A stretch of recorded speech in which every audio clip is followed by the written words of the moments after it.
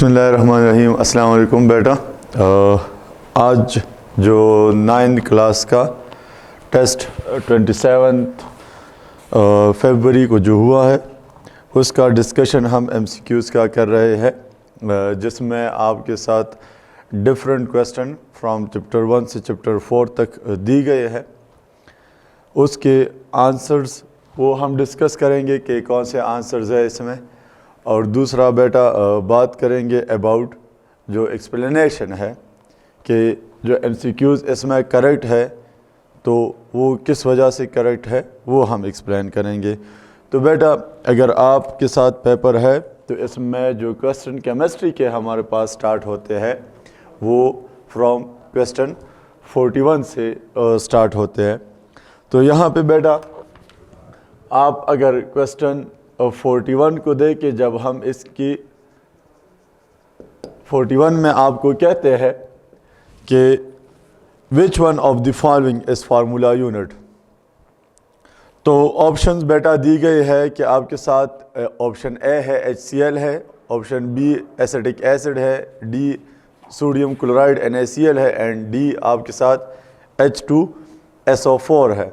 तो बेटा इसमें करेक्ट जो ऑप्शन है वो हमारे पास सी है, क्योंकि यहाँ पे 41 बेटा जो MCQs है इसमें हम कहते हैं कि for the formula unit between the species ionic bond की रिक्वायरमेंट वो ज़रूरी है, क्योंकि फार्मूला यूनिट में आपके साथ जो सब्सटेंस होते हैं उस पे पॉजिटिव नेगेटिव चार्जेस मौजूद होते हैं। तो जो HCl है या एसिडिक एसिड है या सल्फ्यूरिक एसिड है ये आपके साथ कोवेलेंट फॉर्म में है, तो इनमें कोवेलेंट बॉन्ड की वजह से इसको हम मॉलिक्यूल कहते हैं, लेकिन NaCl आपके साथ फार्मूला यूनिट बन जाता है। सेकंड बेटा आपके साथ जो MCQs आया है that is the unit of question number 42 the unit of relative atomic mass is, तो इसमें बेटा जो ऑप्शन हमारे पास है इसमें भी आपके साथ सी ऑप्शन आता है, जो 42 में आपके साथ AMU है, एटॉमिक मास यूनिट हम कहते हैं। ग्राम पर मोल बेटा it is use for the mole, अगर ये 1 मोल ऑफ एटम होते।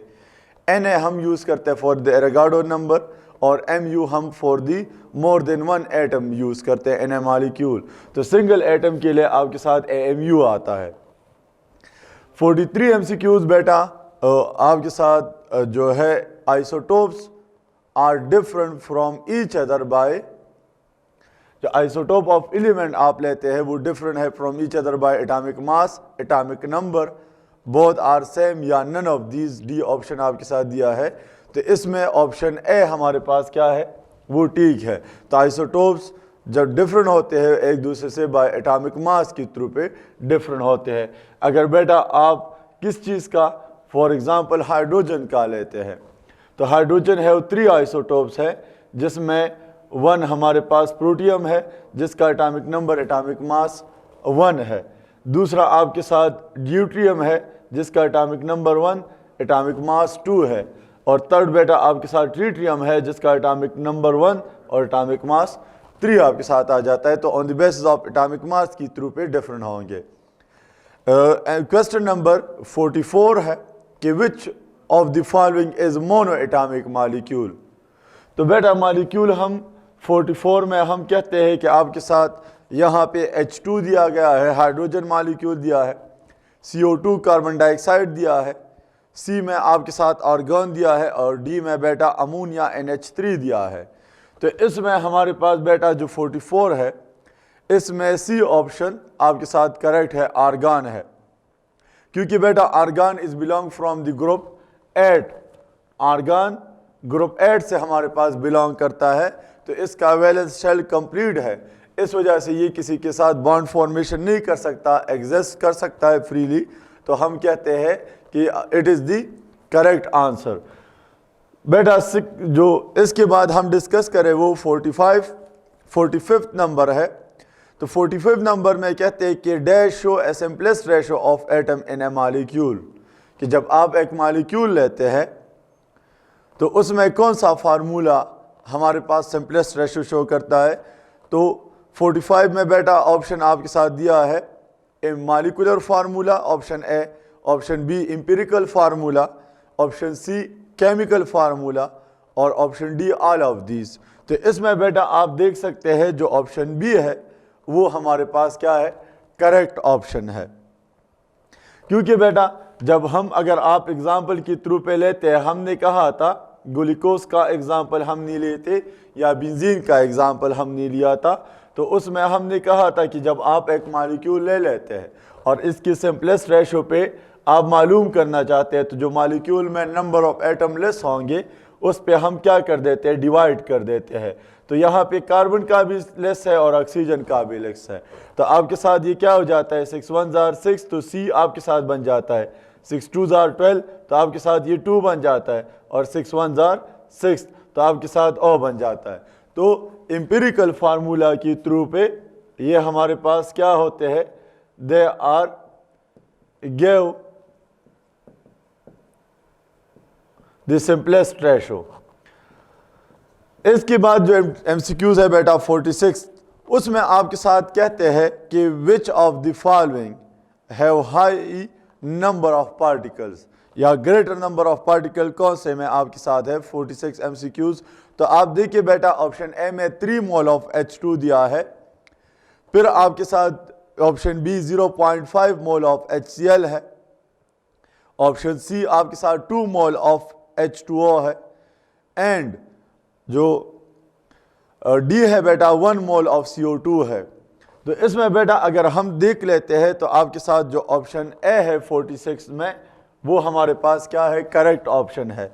क्यों बेटा, क्योंकि हम जब 3 मोल ऑफ H2 मल्टीप्लाई कर देते हैं विद किस चीज़ के साथ, 0.6.023 मल्टीप्लाई 10 टू पावर 23, तो इसके मोल ज़्यादा है, तो जब आप मल्टीप्लाई कर देते हैं तो इससे कोई तकरीबन आपके साथ 18.069 मल्टीप्लाई 10 टू पावर 23 हमारे पास क्या है, वो आपके साथ आंसर आता है।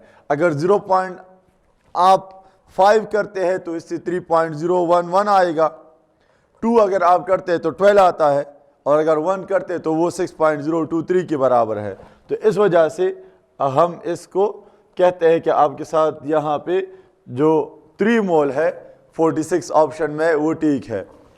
फिर बेटा आपके साथ 47 है, तो 47 एमसीक्यूज में हम कहते हैं कि the shape of D orbital is, option A spherical है, ऑप्शन बी डम्बल है, ऑप्शन सी सॉसेज है, ऑप्शन डी आपके साथ नन ऑफ दीज है। तो इसमें जो करेक्ट ऑप्शन है वो आपके साथ बेटा 47 हमारे में सी ऑप्शन आता है, डेट इज सॉसेज स्ट्रक्चर। अगर आप देखते हैं तो हमारे पास जो सॉसेज स्ट्रक्चर है वो आपके साथ 2 लूप्स पे कंसिस्टेड होता है, जो मैंने आपको कोर्स में बताया था कि एक को हम पॉजिटिव और दूसरे को हम नेगेटिव के थ्रू पे क्या करते हैं, वो रिप्रेजेंट करते हैं।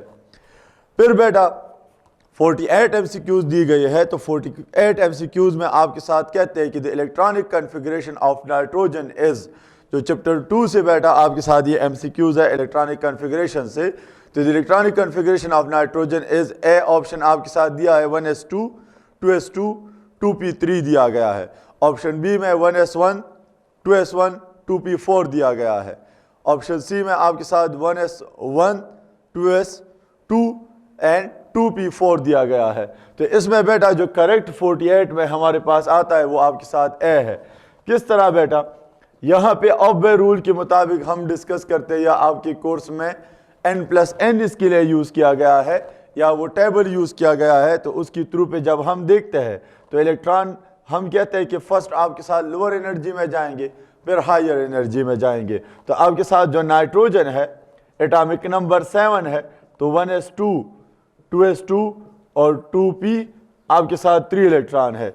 2s में हमने कहा था कि 2 इलेक्ट्रॉन आते हैं, 2p में आते हैं, और आपके साथ क्या है p में इसके लास्ट 3 नंबर ऑफ इलेक्ट्रॉन आते हैं। बेटा 49 नंबर एमसीक्यूज जो दिया गया है इसमें कहते हैं कि when the electron jump from higher to lower energy shell the energy is, ये बोहर मॉडल से आपके साथ ये एमसीक्यूज लिया गया है। तो इसमें ऑप्शन ए इंक्रीज आते हैं, बी डिक्रीज आता है, सी रिमेन सेम या कांस्टेंट है, या डी बेटा नन ऑफ दीज है।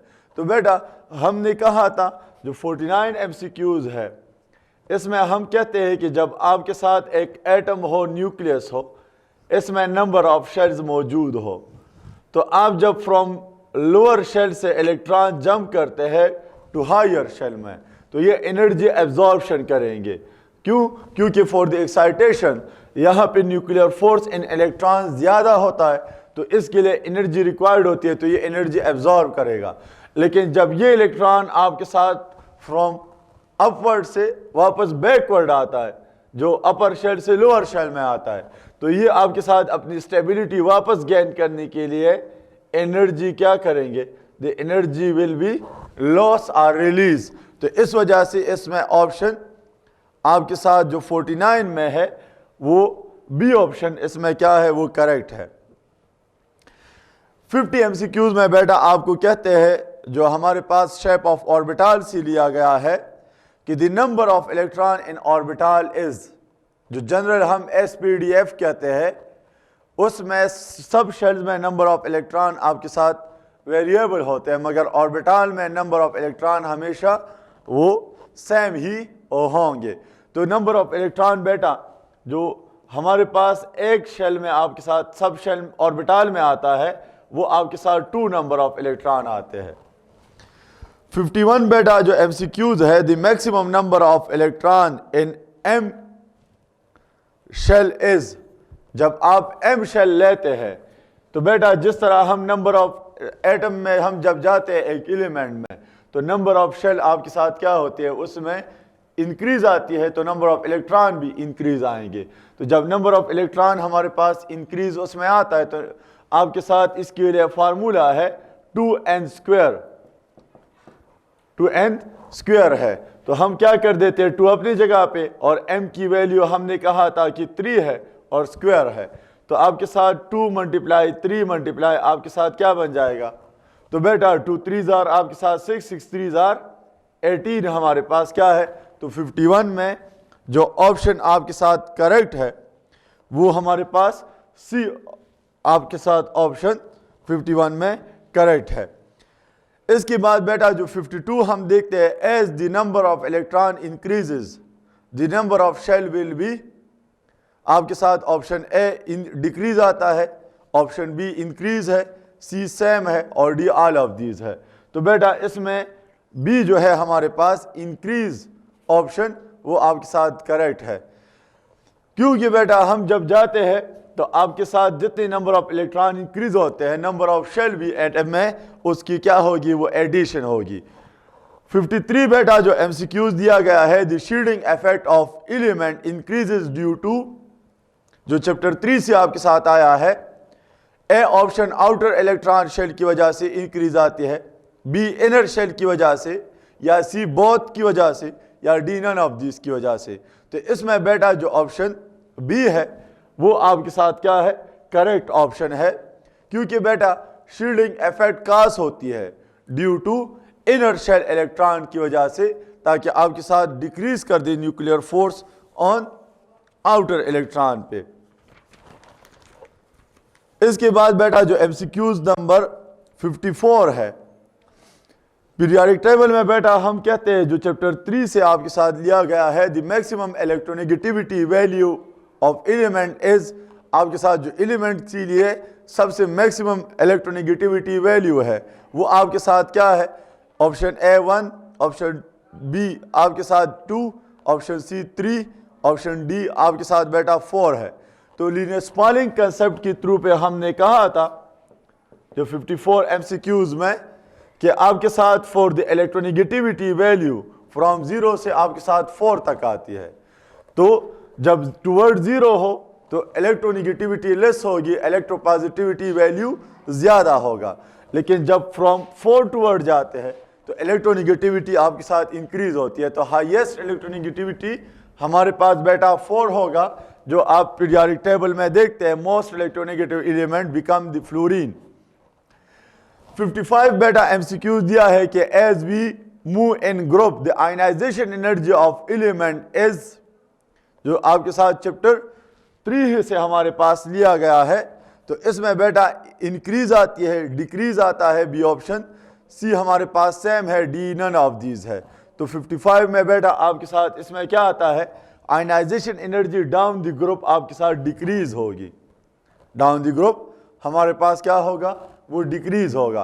क्यों? क्योंकि हमने कहा था कि जब डाउन द ग्रुप हम जाते हैं तो एटॉमिक साइज इंक्रीज होती है, नंबर ऑफ शेल आपके साथ क्या होते हैं, उसमें इंक्रीज आती है, न्यूक्लियर फोर्स डिक्रीज हो जाता है, और शील्डिंग इफेक्ट उसमें इंक्रीज आ जाती है। तो इस वजह से आयनाइजेशन एनर्जी ऑफ एलिमेंट वो डिक्रीज होगी डाउन द ग्रुप। 56 एमसीक्यूज बेटा जो दिया गया है कि which of the following is stronger intermolecular forces. जो intermolecular forces, different type of intermolecular forces बेटा आपके साथ मौजूद है।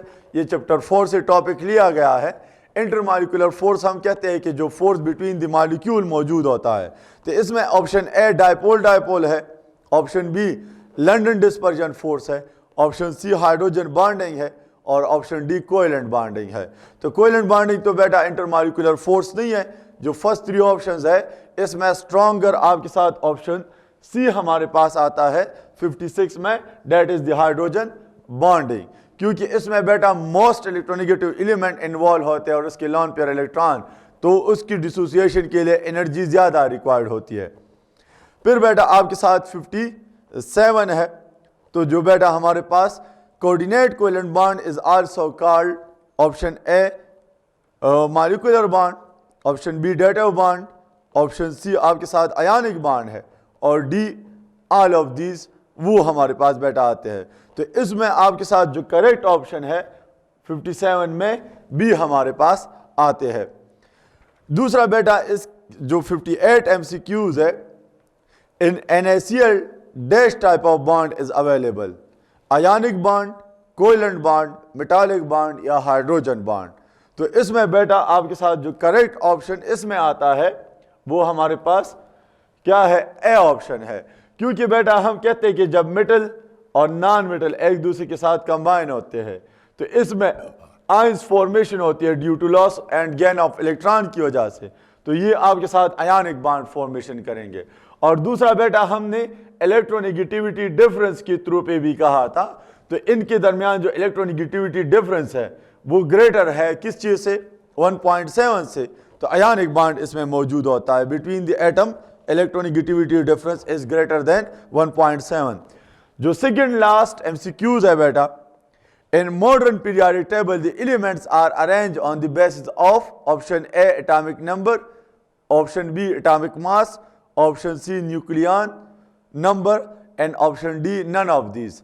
तो बेटा 59 में जो आपके साथ ऑप्शन करेक्ट आता है वो हमारे पास ए है।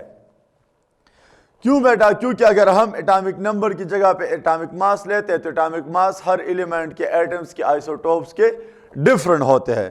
तो इस वजह से हम एटॉमिक नंबर के थ्रू पे कहते हैं क्योंकि वो सबका सिमिलर होता है। जो लास्ट एमसीक्यूज है बेटा 60, hydrogen bonding is dash time stronger than dipole dipole forces. तो बेटा चैप्टर 4 से है, option A 5 time, option B 10 time, option सी आपके साथ 15 time, and option D 20 time. तो इसमें करेक्ट ऑप्शन आपके साथ ए है। और ये बेटा स्ट्रेंथ जब हम मालूम करते हैं वो on the basis of temperature के थ्रू पे। तो ये कंप्लीट आपकी डिस्कशन थी 9 क्लास का जो टेस्ट आज केमिस्ट्री के जो एमसीक्यूज आए थे। थैंक यू बेटा फॉर